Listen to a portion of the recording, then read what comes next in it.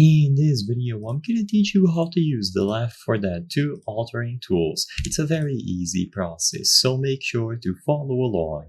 In this video, I'm going to teach you how to find, download, and start using the authoring tools for Left 4 Dead 2. Keep in mind that for this video, I'm not going to go super in-depth about how to make your own custom designs, your own custom levels. I'm going to give you a brief overview on where to find these tools and how you can start using them. But for a video of this length, I cannot give you full instructions. So if you own Left 4 Dead 2 on Steam, you will have full access to the authoring tools. To find them, open your Steam library and look for Left 4 Dead 2. You should be able to find it here.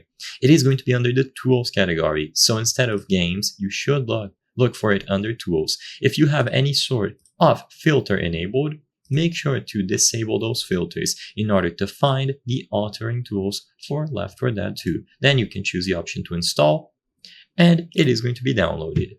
When you first open it up, this is what it looks like. So it should say Hammer Editor or something similar. You will have this preview here where you can see which texture, which model, which map you are editing, and you will be able to create new ones. Like I said before, there is way too much for me to cover in this video, so I cannot give you full instructions on how to use it.